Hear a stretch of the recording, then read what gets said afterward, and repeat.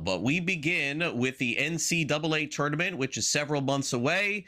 But naturally, when it begins, it's going to look a lot different. Here we go. Officially, the field of 64 goes from 68 several years ago and now to 76.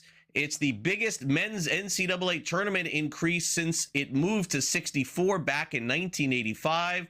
Here's how it's going to work. The first 4 games will be replaced with a 12-game opening round. For the men's tournament, those games will be placed on Tuesday and Wednesday of the opening week tournament, with the other 12 games being played between Dayton and another city to be announced. For the women's tournament, the 12-team opening round will take place Wednesday and Thursday between Selection Sunday and when the round of 64 begins on Friday. Why is this happening? The NCAA says, or at least they've reported, that another $50 million annually is coming to the NCAA tournament. So money does tell the story once again.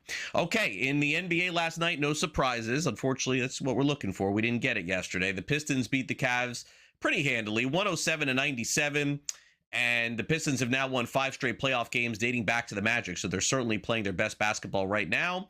Cade Cunningham had 25 and 10. Donovan Mitchell had 31 in a losing effort. Game 3 will be Saturday in Cleveland, where the Cavs have played extremely well. And Cunningham says at this point, it's all about winning. I just want to win games. It's been a lot of games down the stretch where it's tight, and we gotta have productive possessions, balls in my hands, and I got to make plays with it. So, I think that's where it comes from, is just trying to make the best play. Obviously, the pressure and the moment, or whatever the word is I'm looking for, it's high stakes at the end of the game is what I'm trying to say. And you got to make plays. So I think all of that stuff fuels me, but just trying to do best by my team and make sure that I'm helping my team the best I can is what I'm trying to do. Fourth quarter and took your first lead since the first possession of the game, and then Detroit closed the game on a 28-16 extended run the rest of the way. Why do you think that you guys could not, get over the hump again in the fourth quarter? Timely makes by them, timely offensive rebounds, timely misses by us. I think all of that as a collective, and I go back and watch the film, but just my initial response is just they countered, they hit, and they did what they're supposed to do. They won 2 at home. And the Cavs have played well at home, so we'll see what happens this weekend. Meanwhile, no drama whatsoever between the Thunder and Lakers. 125-107 yesterday. Maybe for a second it looked like the Lakers were going to cover in this one, but they did not. Shai Gilgeous-Alexander with 22, Chet Holmgren with 22. Austin Reeves had 31 in the loss, but the physicality of the Thunder seems to be propelling them in this series, says Shai Gilgeous-Alexander. Absolutely. The way basketball works, usually the more physical team and the team that imposes their will more just wins. And that's probably why we won tonight. Probably why we won last game. We did a good job, especially in the second half, of really playing our style of basketball, being physical, pressuring them, making things uncomfortable. I think tonight, we did a good job with our first defense. We got a clean glass. We got to do a better job. We let Chet get some offensive rebounds and some putbacks, either get to the free throw line or get some putbacks. Versus a team like that, you can't, give up second chance points. We did a great job in the Houston series, as the series went on, of being better at that. So. We got to do a better job of hitting, and not allowing them to get second chance points. Be able to hold a team like that to our first stop. I think we can get better at that.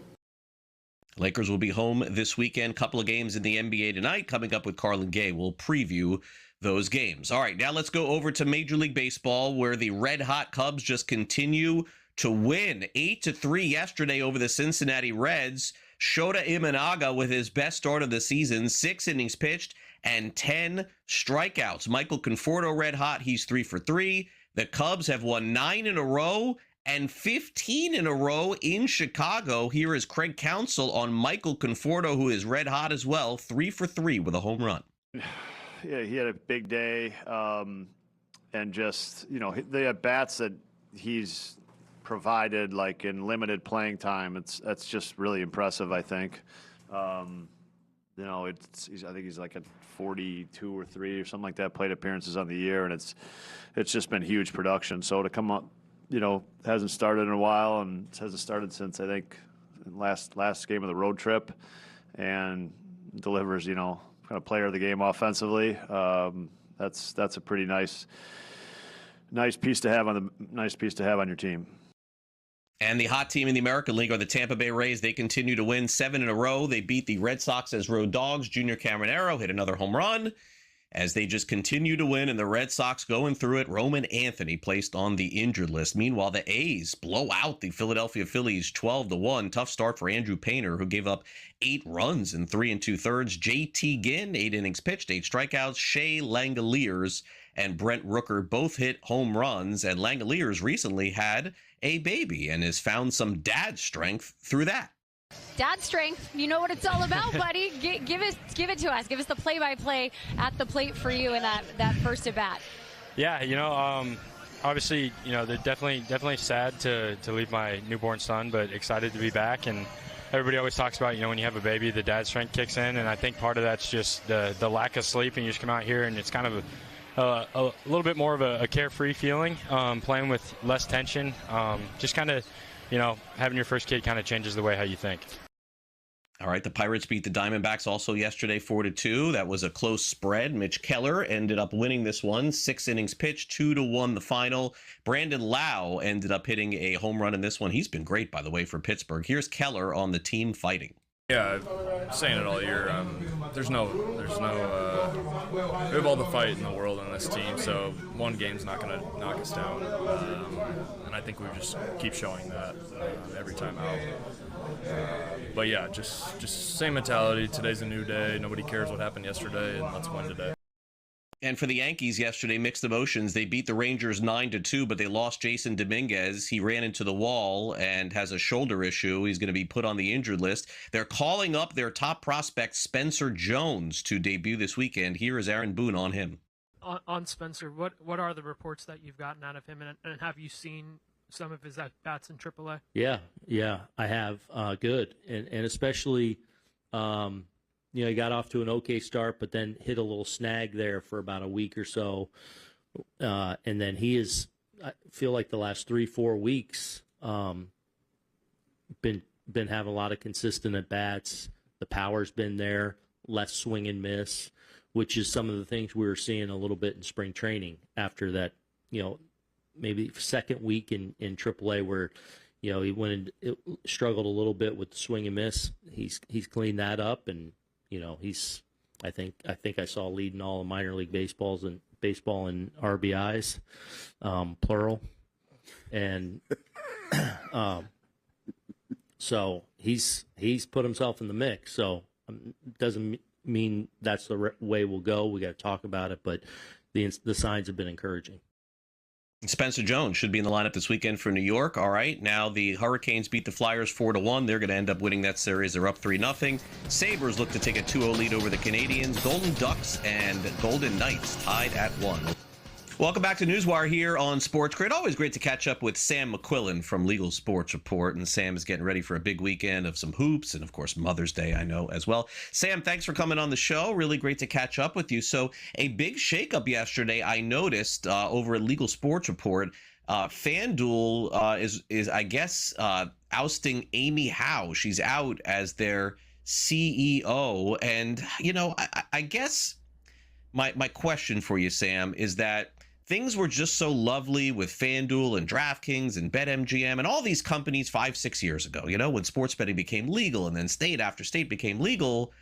I mean, wasn't this and isn't this just sort of inevitable where these companies are looking at their CEOs and their high price tickets and we're just not getting any new states being legalized? It's kind of hard to justify the advertising and even the people that are working in the company when they've already, you know, with all due respect, captured all the people, emails, phones that they need to capture at this point. I mean, outside of just saying sign up for $5 and you get $1 million, I mean, what's left to get people in? If they're in, they're going to be in by now.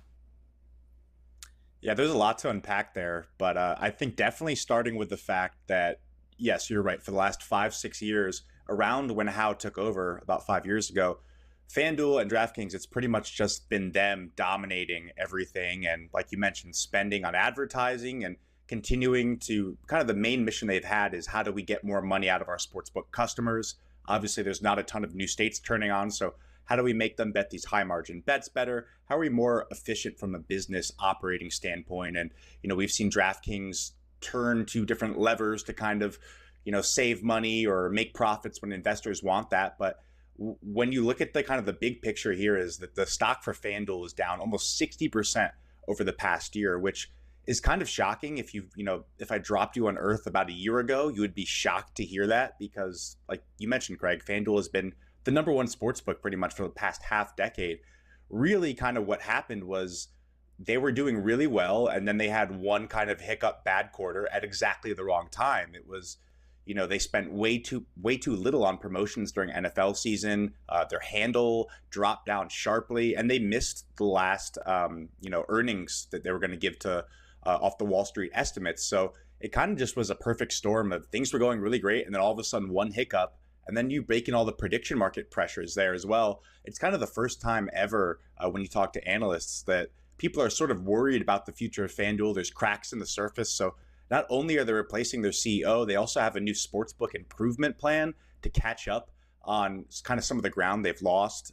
Flutter CEO Peter Jackson, the company that owns FanDuel, talked about this week on the call that they entered the year with, frankly, less customers than they thought they would, which, again, when a company has been so dominant and so good at what it does, and then you start to hear, okay, maybe we're not doing as great as we thought we would, investors start to worry. They obviously got spooked. The stock drops. And when the stock is down that much over the past year, somebody kind of has to pay the price. So while it might not be kind of all on Howe, there are some, FanDuel TV investments that might have not have turned out quite the way she wanted to, some sort of external marketing spend, and maybe not focusing in the right areas, but she's obviously going to someone's going to have to pay the price at the end of the day. So it'll be really interesting to see kind of where FanDuel and Flutter go from here. Again, tumultuous time when you have prediction markets taking over, and we just really don't know what the next couple months are going to look like. But what we do know, Craig, is that the fourth quarter football season is going to be like the biggest make or break quarter yet for the company, which again comes after years of dominance. So it's definitely, things are shook up right now in the industry. Yeah, a lot. Okay, so that's the better explanation for the one that I gave, going on and on. Okay, so let's get to Michigan. The Senate is eliminating online casino and trying to make more money off sports betting taxes. I think that's my quick summary for what we're about to discuss here. Yeah, the state of Michigan, the governor, Gretchen Whitmer, along with the state Senate and the state House, just agreed on a new budget, or rather the legislature passed the new budget. Whitmer's version would have increased taxes on sports betting as well as online casino, about $800 million. She wanted to copy what Illinois did, which is add that 25-cent per bet fee to the first $20 million bets that a company takes. And then for every bet after that, it's another 50 cents. So Illinois, a lot has been made about their tax rate. It's a handle tax, basically, on top of already a high tax rate. And the industry has obviously been very upset about it. And what they've done is actually pass the tax down to customers there. If you're in Illinois, you'll see I think a surcharge fee it's called, or there's a bet minimum sometimes as well. And betting has actually dropped off in Illinois as a result. So the governor wanted to pass kind of the same thing in Michigan. And the Senate actually came out and said, no, we're not going to pass that. Now is not a good time to really consider any tax hikes, citing kind of the state of the economy. It's notable that, she really only wanted to raise taxes on, gambling, tobacco as well. But sin taxes is what we call them. But the legislature kind of said it would be a really bad time to do that, just optically. We don't want to be tone deaf to what's going on. Mm-hmm. So ended up not passing, which is actually a big win for the industry. I'm sure they're happy. They're not going to have to pay, almost $1 billion more in taxes next year. But pretty interesting as well. It was a Democrat-controlled House, Democrat-controlled Senate, Democrat governor kind of disagreeing on this. So on the backdrop of it all, it could be prediction markets. If we raise taxes, people are just going to move over to prediction markets. But who knows with that whole thing? It's obviously a good thing for the industry that this didn't pass, but we'll see if kind of the same thing happens in other states as the year goes on.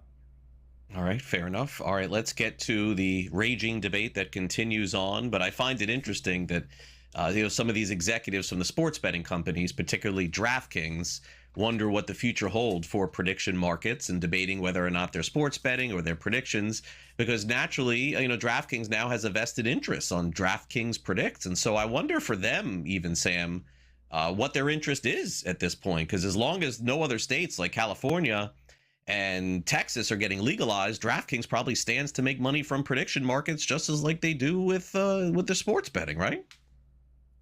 Yeah, it's pretty funny. I think a couple months ago when we first talked about prediction markets emerging, everyone was like, oh, DraftKings and FanDuel are going to be screwed. They can't do this. And what they did was just wait a few months to kind of do it on their own. And as opposed to other companies like BetMGM and Caesars, which have maintained that, those are not, that's sports betting. It's taking away from our business. It should be regulated the same.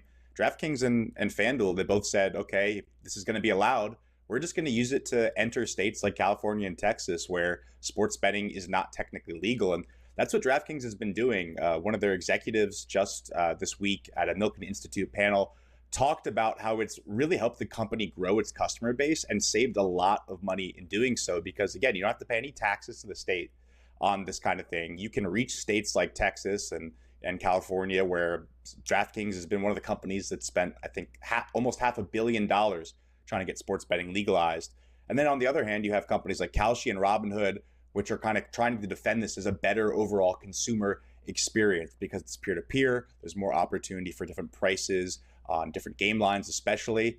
But then you look at companies like DraftKings that have sports betting, and they're saying we're on platforms like Kalshi ourselves. We're using our own technology to make money off this and be market makers on these peer-to-peer platforms. And we're also doing it, by the way, on our platforms as well. We have these new super apps where no matter what state you go to, you click on DraftKings, you're basically in a sports book. They've acknowledged from a consumer standpoint, it's the exact same thing. From a mechanical standpoint and a legal standpoint, all that is different, in order to get around those hoops. But again, it's something right now that DraftKings is really focused on for the rest of the year. I think they're going to spend about $300 million more in investment. And then once we have NFL season roll around, that's when we'll see really whether that investment pays off and, kind of who is on top in prediction markets at that time. But who knows what's going to happen by then, Craig? You have 20 lawsuits playing out in over a dozen states. Maybe the Supreme Court will get involved. It's still very uncertain, but I think in the meantime, companies kind of have a clear vision of what we're going to do in the interim. All right. Well, Sam, good luck to your Knicks this weekend, and we'll see what we have next week in terms of that series. I know you'll be watching. Thanks again for coming on the show. We'll see you next week. Yeah, much appreciated. Thank you, Craig.